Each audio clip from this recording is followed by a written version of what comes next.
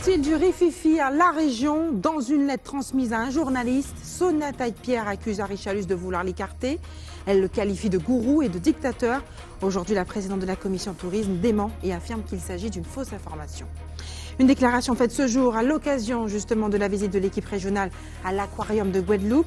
La région qui a financé avec ses fonds propres et ceux de l'Europe cette structure estime illustrer là ce qu'elle appelle la croissance bleue. Et la région tente de convertir les entreprises à l'économie circulaire, un domaine dans lequel la Guadeloupe accuse un certain retard. Elle organisera au mois d'octobre le premier village régional de l'économie circulaire, mais au préalable, un séminaire de lancement de l'appel à candidature était organisé ce matin. La Renaissance, le ciné-théâtre de Pointe-à-Pitre pourrait bien faire peau neuve. Cap Excellence envisage de faire de ce site une maison du cinéma. Les explications d'Yvan Lemar sont à venir. Bonsoir et bienvenue sur ATV Guadeloupe. Que se passe-t-il au sein de la majorité régionale? Dans une lettre adressée à l'attention de Guy Losbar et transmise à un journaliste, Sonia Taillepière, la présidente de la commission tourisme, accuse Richalus de vouloir l'écarter. Elle le qualifie de gourou et de dictateur et réclame l'aide du vice-président pour arbitrer dans ce conflit. Aujourd'hui, la présidente de la commission tourisme dément cette information. Elle affirme ne jamais avoir écrit cette lettre. Une déclaration faite ce matin aux côtés du président de région lors de la visite de la délégation régionale à l'aquarium de Guadeloupe. Je vous propose d'ailleurs d'écouter la réaction du président Richalus recueillie par Karen Diama. Il y a 2 semaines, nous avions visité la ville de Pointe-à-Pitre. Nous avions visité plusieurs communes. On en parle succinctement, rapidement. Dès qu'il y a des tracas, des choses qui ne concernent pas l'avenir du pays, toute la presse en parle en faisant des choses inimaginables. J'en ai marre de voir que nous voulons développer la Guadeloupe. Nous voulons aller de l'avant. Au lieu de parler, il y a un sondage qui est sorti. Combien de presse on parle de ce sondage? Parce que ça gêne certaines personnes. J'aimerais que ce que je dis aujourd'hui, on puisse vraiment le diffuser pour les Guadeloupéens. Vous n'êtes pas concernés, mais je parle en général. Avant nous, certaines personnes avaient des marchés, il faut le dire, de communication au niveau de la région. Et aujourd'hui, nous sommes là, nous appliquons la loi. La loi nous a changé certaines choses. Nous travaillons en toute sincérité pour les Guadeloupéens.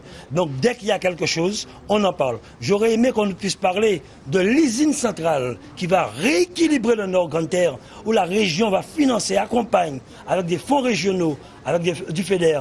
Ce que nous avons fait à Marie-Galante, l'inauguration financée à 80% du scanner, se battre pour l'IRM à Basse-Terre, j'aimerais qu'on puisse parler de ce qui se fait de bien, mais pas ce qui est négatif pour la Guadeloupe.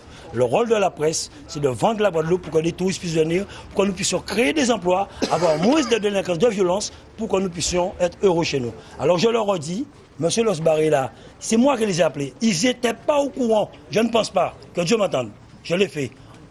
Il n'y a aucun problème sur la tête de mes enfants entre M. Losbar, Mme Taillepière et moi. Et je le dis, le courrier qui circule, je m'étonne. Ce n'est pas Mme Taillepière qui l'a fait. Mais ceux qui veulent nous diviser, qu'ils sachent qu'Arichalus sera là et encore là pour longtemps. Et sollicité par notre rédaction, le journaliste concerné maintient sa version et affirme être en mesure de produire les preuves qui attestent l'authenticité de cette lettre. 1 an après sa fermeture pour des travaux de rénovation, c'est désormais une structure moderne et connectée qui accueille dorénavant les visiteurs. L'aquarium de Guadeloupe offre désormais un parcours plus attractif. Ce matin, d'ailleurs, l'équipe régionale effectuait une visite au sein de cette structure essentiellement financée par les fonds de la région et ceux de l'Europe. Reportage Karen Diama. Une nouvelle mise en scène dans l'espace d'aquariologie, un parcours plus attractif. 30 ans après sa création, l'aquarium de Guadeloupe a fait peau neuve. Nous avons enlevé absolument tout ce qu'il y avait avant, du sol au plafond. Tous les aquariums ont disparu et on est parti donc du bâtiment qui existait et on a complètement réaménagé. Et on avait une centaine d'espèces à l'époque et on est un petit peu moins de 300 espèces aujourd'hui. Donc oui, on a beaucoup d'espèces nouvelles. Un projet auquel la région Guadeloupe a apporté une aide financière d'environ 646 000 €. Je pense qu'on l'a déjà dit depuis 2 ans qu'on en parle. Cela rentre dans notre programme d'économie bleue, économie verte, le développement touristique, des métiers de la mer. Aujourd'hui encore, c'est un exemple avec l'inauguration de l'aquarium. Les dossiers ont été montés par le service de fonds européens et par le service touristique de Mme Sonia Taillepière. Je ne connaissais pas, avant d'arriver ici ce matin, les montants qui ont été alloués et je suis vraiment fier du travail qui se fait. Au total, La rénovation de l'aquarium se sera chiffrée à 2 870 000 € et aura permis d'offrir aux visiteurs une structure moderne, connectée et tournée vers les énergies renouvelables. Avant, on injectait dans le secteur la production électrique. Là, maintenant, on la consomme, la production d'électricité que nous avons sur le toit. Beaucoup d'isolation. Et puis un choix sur tous les équipements qui consomment moins. Vous avez vu qu'on a des puits de lumière, sur des pompes qui consomment moins avec des variateurs, sur des éclairages LED, etc. Je pense qu'on a diminué de 30 à 35% notre consommation électrique en fonction de ce qu'elle aurait été si nous n'avons rien fait. Avec ces nouveaux aménagements, l'aquarium de Guadeloupe espère accueillir entre 120 et 130 000 visiteurs. Et pour faire face à l'épuisement des ressources et à la dégradation de l'environnement, le gouvernement veut tendre vers 100% de recyclage du plastique d'ici 2025. Un domaine où notre archipel affiche un certain retard. Pour accélérer le processus, la région multiplie les initiatives afin de convertir les acteurs à l'économie circulaire. Prochaine action, le premier village de l'économie circulaire qui aura lieu le samedi 20 octobre prochain. Le détail avec Anne-Elisabeth Artsen et Moïse Dexter. Briser les idées reçues sur le réemploi des déchets dans notre archipel, c'est l'objectif de ce premier village de l'économie circulaire organisé par la région en partenariat avec l'ADEME et ses porteurs de projets. Aujourd'hui, nous invitons les porteurs de projets à venir découvrir un petit peu l'organisation de ce village. Tout au long de la semaine, nous allons parler d'économie circulaire en Guadeloupe avec l'ADEME et l'Institut de l'économie circulaire de Paris. Donc pour nous, l'objectif, c'est d'aller vers le recyclage, la ressourcerie, comment revaloriser les choses. Derrière, l'ambition, c'est à la fois de réduire les déchets, mais de créer des emplois. Et je suis persuadée que ces porteurs de projets vont également tisser du lien et tisser un tissu socio-économique de proximité dans les communes. Joël a créé en 2016 une association d'art tournée vers le recyclage et propose à son public divers ateliers. L'idée, c'est de récupérer des briques de jus, du carton, prendre l'habitude en fait des chutes de tissu par exemple pour les transformer dans des objets jolis. Des objets agréables. Il y a aussi cette partie-là en fait dans l'économie sociale et solidaire. Donc notre présence ici, elle est motivée par ça, par le fait de participer en fait à ce souci que l'on a effectivement tous en tant que citoyens du monde aujourd'hui, d'être conscient de son environnement. Pour l'instant, nous faisons des ateliers donc sur la commune de Sainte-Anne et la commune de Rézet. C'est ouvert à tout public. Le village régional de l'économie circulaire se tiendra donc au Mémorial Hack le samedi 20 octobre et sera ouvert à tous afin de faire découvrir au public les acteurs et produits de l'économie circulaire tout en valorisant le savoir-faire guadeloupéen en matière de recyclage. Et puis cette triste nouvelle, la chanteuse Chabela nous a quittés. Elle est décédée des suites d'une longue maladie. Très attachée à la Guadeloupe, elle avait dû quitter l'archipel pour se faire soigner sur son île natale, Cuba. Musicienne, pianiste, de nombreux hommages lui ont été rendus depuis, notamment le président de Cap Excellence, Éric Jalton, avec lequel elle collaborait dans le cadre du projet Demos qui vise à démocratiser la musique classique. Au chapitre social, la ville de Basse-Terre est toujours dans la tourmente. Après des heures de négociations, l'UTC, GTG et Marie-Louise Ponchard n'ont pas réussi à trouver un accord sur 10 points de revendication. Seuls 2 ont été actés, laissant le conflit ainsi en suspens. Écoutons les explications de l'UTC, GTG par la voix de sa représentante Guylaine Dourneau, interrogée par Anne-Elisabeth Artsen et par Moïse Dexter. Nous avons suspension de conflit. Donc, il faut savoir que nous obtenons point à parking là, que proposition de parking qui a été fait nous, qu'on a dit depuis quelques temps, nous finissons pas accepter parce qu'il y a des conditions, c'est-à-dire qu'il fait des travaux et qu'il sécurise les lieux. Et aussi, nous demandons 25 places supplémentaires à dans parking à DGS qui en face vers l'Amérique là, tout près. Parce que dans les places cité Cabanou, pas tenir assez pour les camarades. Ensuite, il faut savoir aussi, tant que ces travaux-là, ça pas fait, nous péquer verbaliser. Parce que la verbalisation peut recommencer à n'importe quel moment. Donc pour l'instant, nous autorisons à garer là, nous voulons basta. Il faut savoir, deuxième point là, c'était salaire en nous, qui a été saisi sans cause. Nous passons pour qui bitin, il a été ponctionné salaire en nous. Là aussi, nous signons un accord aussi ça, qu'il a accepté de remettre complément à salaire là, ça, 6 mois d'avril en nous. Donc normalement, au mois d'avril, nous avons complément à salaire là, plus salaire au mois d'avril en nous. Nous avons suspension de conflit parce que revendication en nous, ni 10 points. Et là, nous avons le troisième point là, qui c'est revalorisation en régime indemnitaire là, qui a été signé un accord en 2016 avec nous, disant que le régime indemnitaire là, ça qui est revalorisé en 2017 et 2018, mais il n'a pas fait. Donc là, nous bloquons là. Donc demain à 3h, nous nous rendez-vous avec pour poursuivre les négociations. Et direction maintenant l'île de Saint-Martin, 7 mois après le passage dévastateur de l'ouragan Maria. Le territoire pense toujours ses plaies. Si la saison touristique a été totalement gâchée, l'économie, elle, reprend doucement. Le reportage de Jean-Marc Dapreux.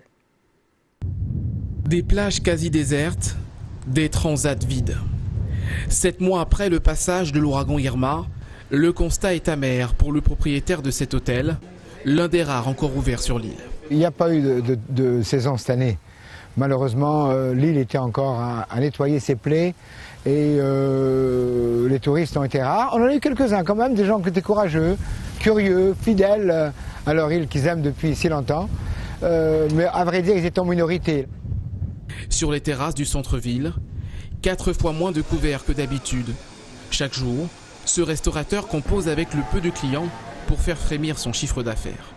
Là, ça reprend un peu, les bateaux reviennent côté hollandais, donc le marché est rouvert. On a un petit peu un semblant de saison, mais c'est rien à voir avec d'habitude, les autres années, pas du tout. L'absence de touristes a des conséquences sur l'emploi.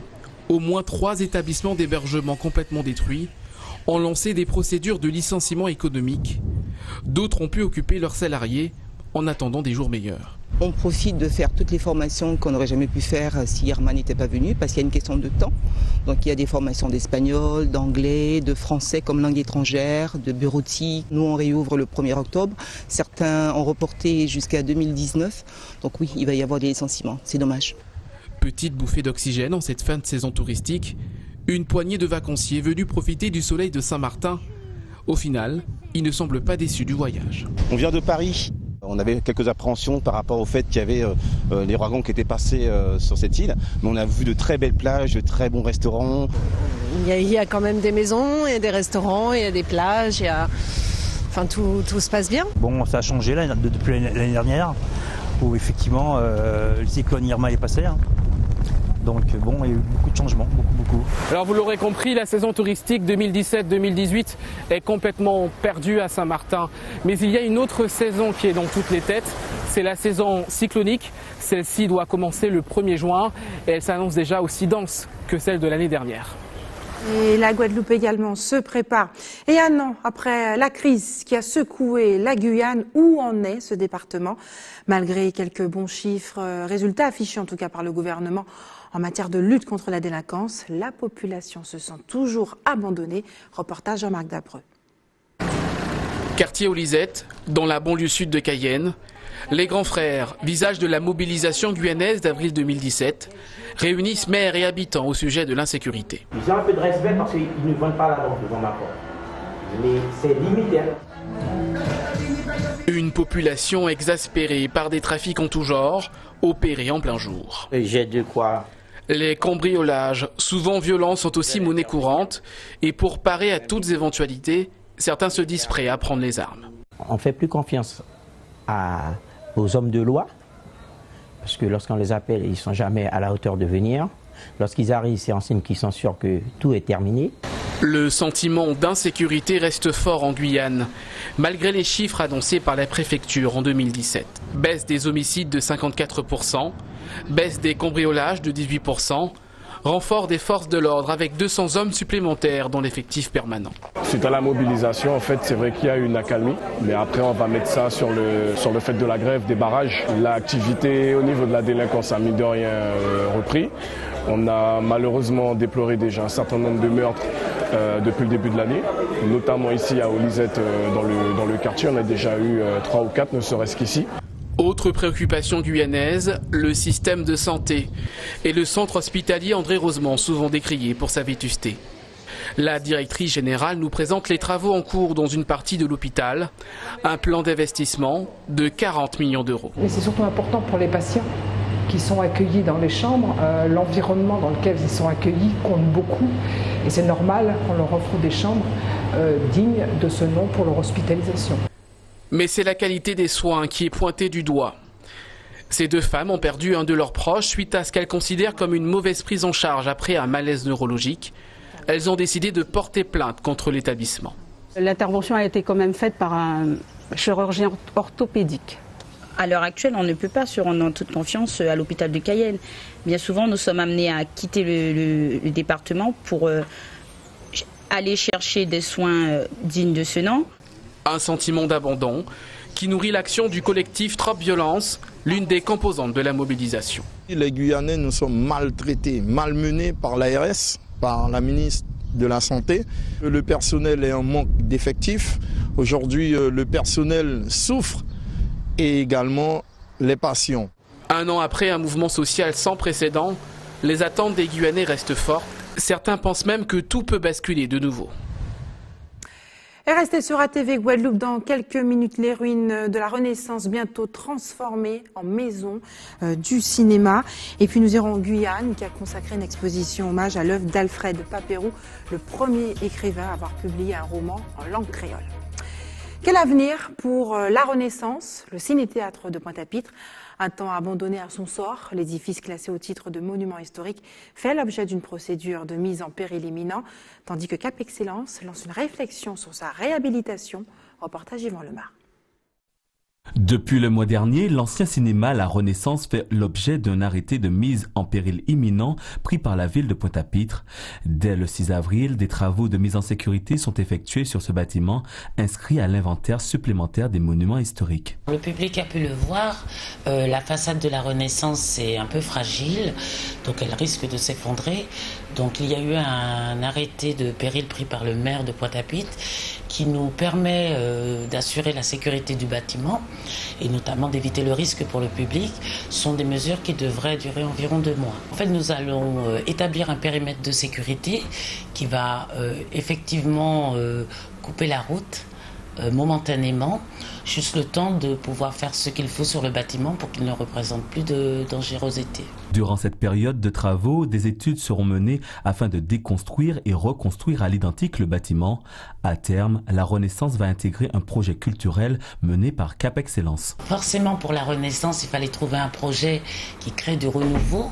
La Guadeloupe a beaucoup changé depuis sa construction d'origine. Donc le dispositif qui est proposé, ce sera vraiment un outil à la disposition du public pour l'éducation des plus jeunes, mais aussi des plus grands. Vraisemblablement quelque chose qui va tourner autour du cinéma, de l'audiovisuel, l'éducation et aussi tout ce qui va créer une culture cinématographique. On peut presque parler de maison du cinéma. Le dispositif culturel dans lequel sera intégrée la Renaissance est encore en réflexion. Un établissement public de coopération culturelle pour mener ce projet sera créé d'ici 2 ans. Et la poésie est encore une des dernières chances à porter remède au chaos du monde, à sa violence, à son aveuglement. C'est avec cette citation de Richard Saint-Cély que s'ouvre la 2e édition du Salon de la poésie de la Guadeloupe qui aura lieu à partir de jeudi à la médiathèque du multimédia du Moule. Ce soir, Patrick Niels est notre invité. Merci d'avoir accepté notre invitation. J'ai l'air d'avoir écorché un peu votre prénom. Mon nom. Votre nom de famille? C'est Niels. Niels, excusez-moi, monsieur Niels. Merci d'avoir accepté notre invitation ce soir. Vous êtes membre du club des poètes du Moule. C'est la 2e fois que l'art poétique est à l'honneur en Guadeloupe. Comment va s'articuler cette manifestation? Alors, c'est une manifestation sur 3 jours. Donc, le premier jour, ça va être l'ouverture. Donc, une ouverture très, très riche, avec la présence de Winnie Kaona qui va faire quelques chants. Nous aurons un mot du président. Et puis après, nous aurons la présentation d'un livre, d'un recueil, Qui est-il? Et derrière ce recueil, il y aura un débat. Donc voilà, après, on va rester ensemble un moment de convivialité. Et le vendredi, nous avons choisi de ne pas faire de journée, parce que nous avons un autre ami qui fait une manifestation. Donc un poète très connu. Un poète très connu. Donc nous avons préféré, par amitié poétique, de surseoir à cette journée et de reprendre le lendemain samedi et le dimanche. Donc le samedi, ça va être aussi très très riche. C'est une longue journée. Donc on en parlera sûrement tout à l'heure. Le poète est un créateur qui, avec son imaginaire, décrit la réalité. Que peignent les poètes de la Guadeloupe? Les poètes de la Guadeloupe peignent beaucoup l'amour. C'est le fer de lance de toute civilisation. Et la nature, les problématiques, la liberté. Certains, comme nous approchons les périodes de festivités, de réflexion sur l'esclavage, ils font des poèmes sur l'esclavage, ils font des poèmes. Disons, on parle un peu de tout. On ne refait pas le monde. On ne fait que mettre le doigt sur certaines choses en poésie. Sur certaines choses en poésie, mais lesquelles qui concernent la Guadeloupe? La Guadeloupe, on va parler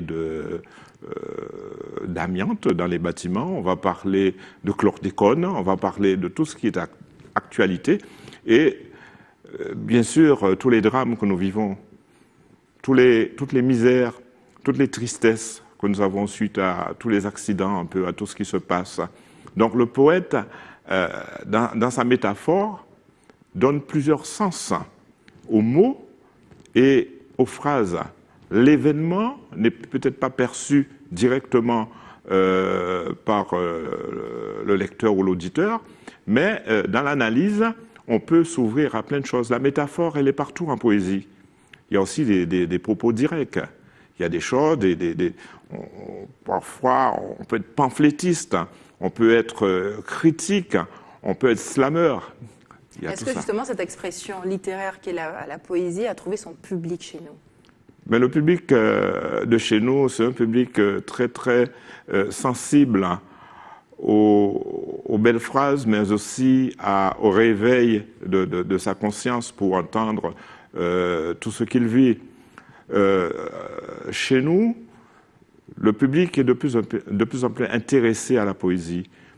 Lorsque nous avons une manifestation, parce que nous en faisons beaucoup, à Déclame, nous faisons des promenades poétiques, nous faisons des drives poétiques, et le public est toujours là, public nombreux, ce ne sont pas toujours les mêmes personnes, et le public a envie, à ce moment-là, de faire voir ses écritures.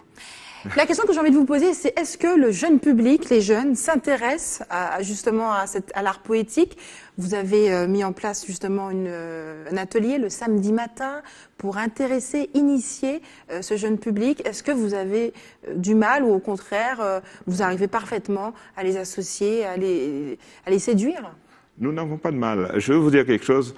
200 mètres avant la médiathèque, tous les samedis, il y a des jeunes qui jouent au tambour. Et qu'est-ce qu'on fait? Qu'est-ce qu'on peut faire? Eh bien, c'est amener le texte au tambour.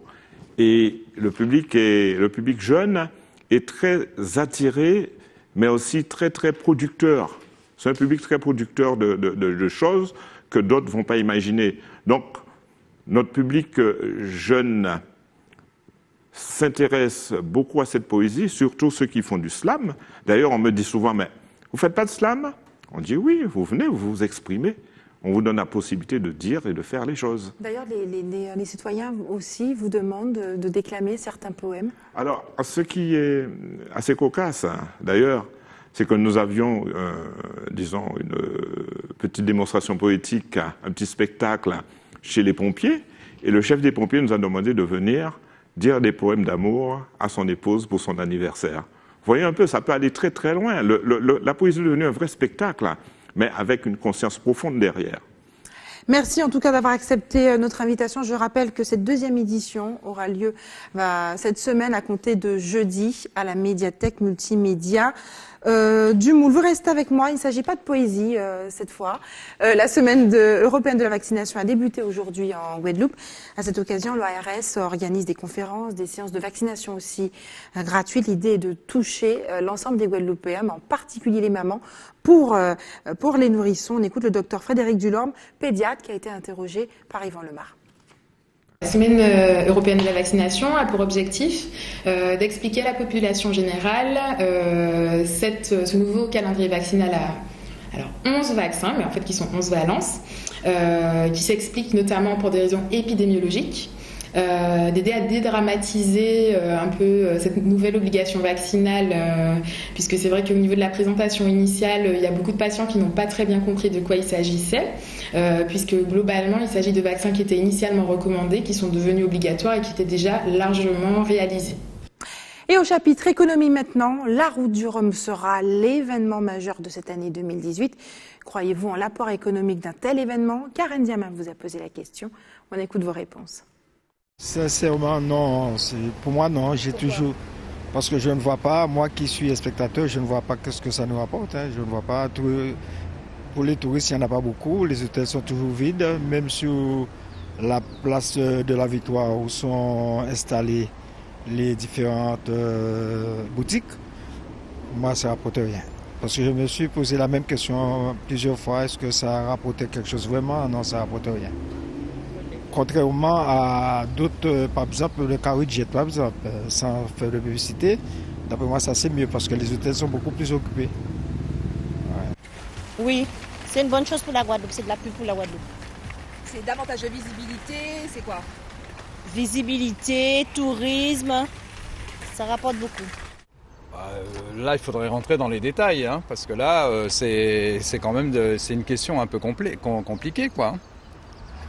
Viable, moi je pense que oui, au niveau popularité, oui. Oui, mais maintenant, il faut voir ce que ça amène au niveau économique pour la Guadeloupe. Maintenant, ça, c'est plus technique après. Hein. Il faut peser le pour, le contre, voir un peu les revenus que ça engendre, voir un peu tout ça. Oui, ça rapporte quand même, par rapport au magasin, tout ça, que des personnes viennent et ça amène de l'argent un peu tout. Je dis oui parce qu'il y a des gens qui vendent. Alors ça dépend, il y a des gens qui vendent. Vous voulez dire tout ce qui est commerce? Tout ce qui est commerce, ouais, tout ce qui est commerce. Grâce à cet événement, la Guadeloupe est connue dans le monde entier. Donc c'est toujours un plus. Je pense que ce n'est pas un mauvais investissement de vendre l'image un peu partout. Et puis après, il faut pouvoir chiffrer tout ça. Est-ce que vous pensez que ça rapporte économiquement à la Guadeloupe? Je suis sûr que oui, puisque certainement les hôtels sont plus remplis à ce moment-là, les gîtes aussi, donc l'événement est connu depuis des années, donc je suis certain que ça rapporte quelque chose. Et en Guyane, une exposition multiforme était consacrée à Alfred Pavaripou durant tout ce mois d'avril au musée du n'importe quoi dans la commune de Montéjoly. Il est le premier écrivain à avoir publié un roman en langue créole en 1885, découverte avec nos confrères d'ATV Guyane.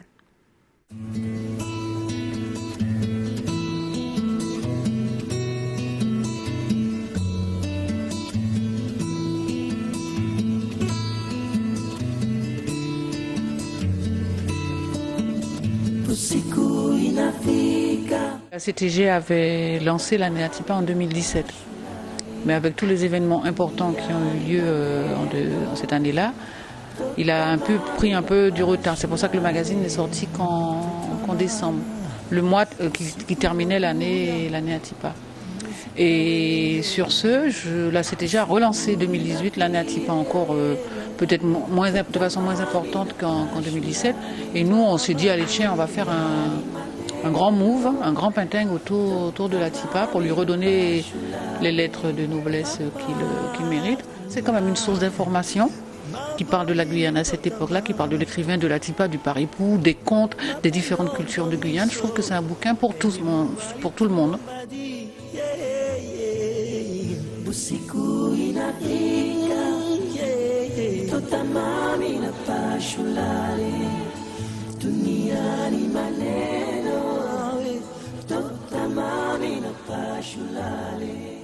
Pour l'expo, je fais des t-shirts, je peins des t-shirts sous les thèmes TIPA et les tableaux et surtout je fais les mugs aussi. Il y a les mugs et puis il y a pas mal de dessins avec les enfants. Pour moi, c'était de montrer surtout aux enfants. Il y a beaucoup d'enfants ici qui ne connaissent pas la TIPA, surtout les enfants qui viennent de métropole. Donc ils connaissent pas. Il y a certaines qui n'ont jamais mangé. Et puis moi, je voulais dessiner, je voulais faire les enfants dessiner le latipa. C'est un peu complexe sur les écailles comme ça. Donc je voulais montrer comment dessiner le latipa.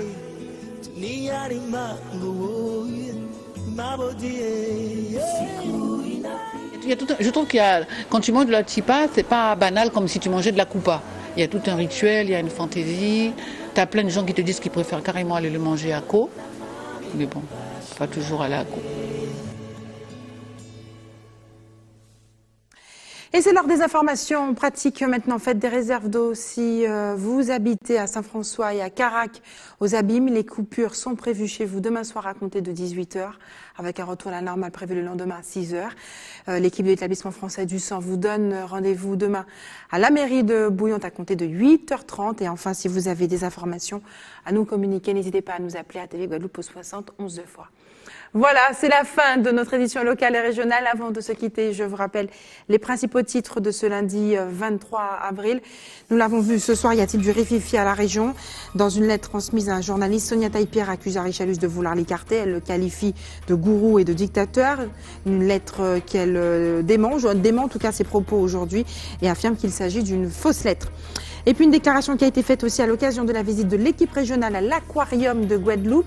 La région qui a financé avec les fonds européens et ses propres fonds cette structure estime illustrer là ce qu'elle appelle la croissance bleue. Et nous l'avons vu aussi ce soir, la région qui tente de convertir les entreprises à l'économie circulaire, mais aussi la population, un domaine dans lequel la Guadeloupe accuse un certain retard. Elle organisera au mois d'octobre prochain le premier village régional de l'économie circulaire. D'ici là, un appel à candidature a été lancé. La Renaissance, le ciné-théâtre de Pointe-à-Pitre pourrait bien faire peau neuve. Cap Excellence envisage de faire de ce site une maison du cinéma, en tout cas un outil pédagogique au métier de l'audiovisuel et du cinéma. Merci d'avoir choisi ATV Guadeloupe. Je vous souhaite une excellente soirée. On se retrouve demain à 18h45.